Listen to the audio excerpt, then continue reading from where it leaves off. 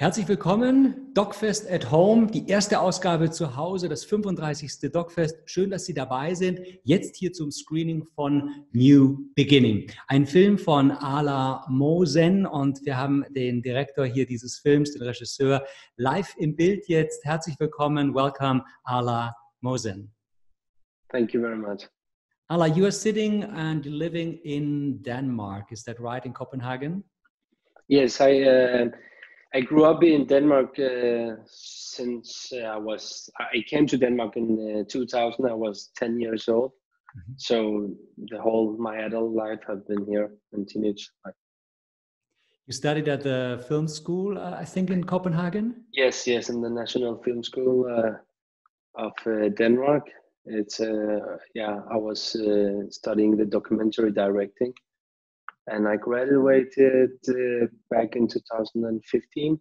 Mm-hmm. And since that, I have been working on different TV projects and also this documentary, A New Beginning, which actually I have been filmed on since the beginning of 2016. So for 3.5 years, and then editing, and now it's ready.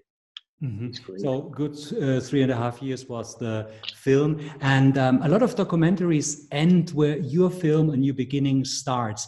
What made you to want to tell Rabia and Kay's story? This is a father and son story. They're fugitives and they come to Norway. What made the story so interesting for you? Actually, I was making a TV program for a Danish television. I was standing with my camera in the central station of Copenhagen, like you guys have experienced that with the Hamburg central station. So a lot of refugees went through the central station of Copenhagen to other countries in Scandinavia. So I was filming there, and I filmed a lot of people who came through the central station of Copenhagen. But I saw Rabia and his son. He was in a wheelchair, and he touched me a lot because he was so challenged in so many ways. So I was so curious to follow their journey into Norway. And of course, I have also a refugee background. I came to Denmark with my parents originally from Iraq. And we started a new life in Denmark, and many things was different. So I could relate to their story, and I wanted, as a documentary filmmaker, somehow, because I knew the process, and I was at the same time very curious about how their new start of how their new life will be in Norway. So did you have immediately the connection to this father and this son, and did you ask them there at the station in Copenhagen if you could make a film about them? No, not like that. I filmed them because I filmed for this TV program, Danish news TV program. But I gave Rabia my number, and in the beginning, I think it was partly because I was so touched of their story. So I told him, okay, if you need any help, let me know. And after some months, we developed this about the idea of filming them actually. So now when I think about it, in the beginning, I wasn't thinking. I had like this idea. Then after a few months, I pitched it for my producer Schwarz, and I told him I'm in contact with this Rabia, and we become really good friends. I think. It's so interesting because there was trust from the beginning. Yeah. Okay. And from many, and he shared his number, I shared my number, and I don't know. It's a human, connection. It was. Yeah, because Rabia told me also many people want to film him because he was in a very challenged position in a wheelchair with a little boy. Of course, it's really interesting dramatically. And actually we became really good friends. So Rabia, he was really alone in the beginning, in the first 2 years in Norway. And Kai, he's a little kid, so Rabia can't reflect about his process or life. So also it was maybe a gift for Rabia because I have the understanding of both cultures. Absolutely. And, yeah. I can imagine exactly this connection. And I mean, the kid was, Case was 4 years in the beginning, and over the film, then at the end, he's 7 years old. He's from kindergarten. He's going to school. The father is divorced from his wife while they were on the way from Syria over, I think, Germany and Sweden. It was a long trip. I mean, really long. They came from, the classical, from Greece and all this, trip through Germany, Sweden, Norway. Yeah. And then you had the possibility when they were like going away from the station in Copenhagen to Norway, and you lived in you live in Denmark. So how often had you to travel? So I saw them again after 4 months when I started filming them, but we kept talking on the phone and things like that, and like Denmark and Norway are very similar, but at the same time also different. I don't know how to compare it to, and I mean. Norway have this beautiful mountains and nature, and Denmark, unfortunately, it's very flat. So then I went there, by flight, airplane. Went there. It take 1 hour to Norway. Sorry, I rambled a lot now. No, that's can I say it again? That's wonderful. But this is this travel situation while you were shooting the film. Yeah. But it's a very sensitive portrait of these two protagonists, of the father and of the son. You go with them to the hospital, to the kindergarten. Yes. You go with them. You're a lot in the train with them. Yeah. They are traveling a lot, these two. Yes, I think since the film school, I have been working very closely. I want a very close relationship to the characters. I like to make stories where you can be touched.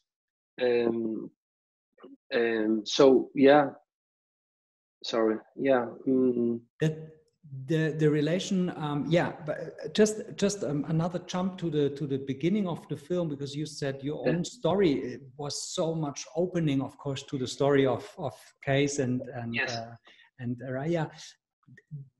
Did it help you a lot to get better understanding with these two characters, your own story, your own personal story? Yes, it helped me a lot. It helped me a lot to identify with their relationship. Yeah. Sorry, I remember. No, that is exactly that. This strong relationship, and then while you were shooting, as you said, in the whole time it was a 3-year shooting. There are lovely scenes of Norway when they go skiing, for example. Was it their idea, or did you tell them let's try to go cross country skiing? Actually, in Norway, it's very common that people go and do skiing. And Kais, he was starting doing skiing with his school. So he was really interested at that time about it, and it was a possibility that they could go and do skiing. And I was like, okay, it could be interesting. And I know Rabia, he's an adventure guy. In Syria, he was he went on hiking, so it's naturally for him, the nature and things like that. You don't imagine maybe that Syria have nature, or they have forest and things like that. So Rabia, he was already into hiking, and you can see that he's hiking with his son, or he's going, and he's a really proud man, and he really wants to show his son that he could, stand on his feet, even if it was so hard for him. Exactly. This is a very big part of the film, because Rabia had a surgery. He was hurt, I think, at war. With his leg, he had a lot of problems. So exactly, this standing on the own feet, and he's a physically very strong man. Man. But then you have the feeling that the son, that Case, takes the kind of the responsibility for his father. And this is very touching. How long did it take to get these scenes? Actually, Kais, he's a really smart kid. I think the way he's becoming so conscious and smart is because he's been in so tough situations with his father. So he's growing much faster than kids on his age. Yeah. And of course, it's those two in different situation in life. So I think Kais, you can see it. He's a very lovely guy. He cares about his father, and it's interesting. But yeah, sometimes that's what I could relate to, because at one time when we came to Denmark after some years, normally it's the parents that are like have the responsibility for kids. Mm-hmm. But it changed, because we have, as kids, we could speak the Danish language and our parents couldn't. So yes. and in that process we got some responsibilities for our fathers or mothers to translate for them. So we was like, put in a position where we got responsibilities maybe too early. And I think it's the same with Kai. Actually, he translates some things for his father. And many refugee kids know that they have been translating cultural things or language for their parents, because they are older and it's much difficult for them to transform or to learn the language as fast as a small kid. What I really liked about your film, that the film is called A New Beginning, that you were like very close to the characters, but you didn't like interact in their life in any way. So you really let them cope with their problems, with their joy, and all this. This was kind of it was exactly the right distance, I had the feeling. The development, especially of the kid. I mean, he learned the language then at this time, but the father also went to language school. How are they doing right now, these two guys? They're doing good. Rabia still struggles with his, all the injuries because of the war. Yes. So he's struggling, and Kais is doing really, really well. You could, I think, feel that he became so Norwegian. Oh yeah. He speaks the language very good.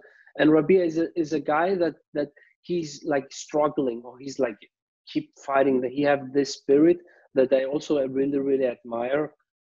Because being in a wheelchair and coming to Europe in a trip that took him 2 to 3 weeks, that needs a lot of, I think, courage and fight spirit.